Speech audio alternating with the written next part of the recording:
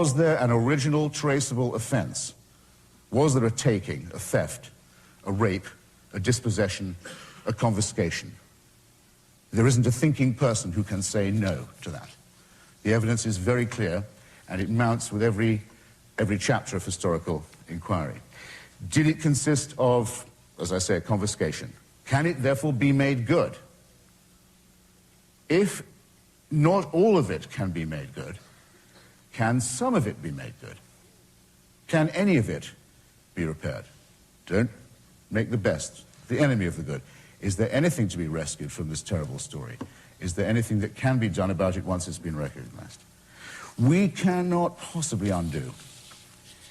I actually don't think we even dare think of the scope of what it would take to imagine undoing the damage done to Africa, especially to West Africa, by the period of colonization, colonial division, plunder, slavery, and rape. We can't undo the enforced underdevelopment of Africa, though we are, you may notice, compelled to keep trying to do that on other fronts all the time and to deal with the consequences of the amputation and dismemberment of Africa in that period. And who would say we shouldn't do that, little enough as it is?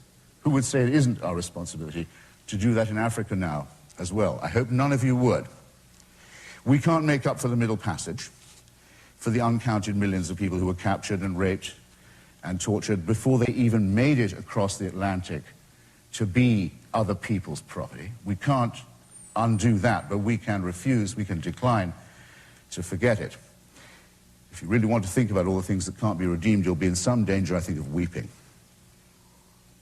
But in my hometown of Washington, D.C., there's hardly one official brick piled on another that wasn't piled there by unpaid labor under the whip.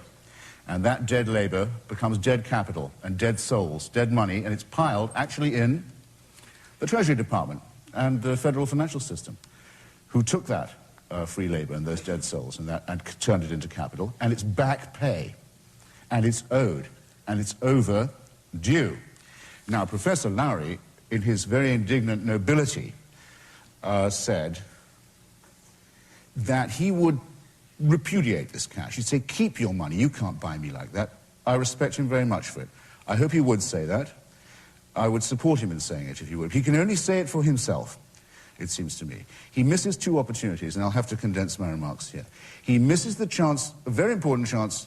He doesn't want us to miseducate African Americans, to feel dependent, to feel mendicant, to feel entitled. And I see why he says so. He's missing the chance to remind white society of what it does not know. He's missing a chance to challenge the complacency and the historical nullity of white society that says we don't owe anyone anything. How dare these people bring all this stuff up?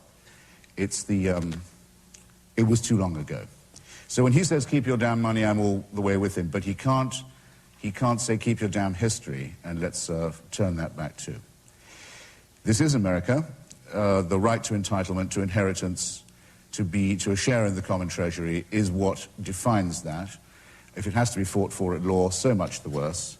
But there's no alternative but to fight over it, and if I've done nothing else, I'm sure now every one of you knows that Lord Elgin is pronounced with a hard G.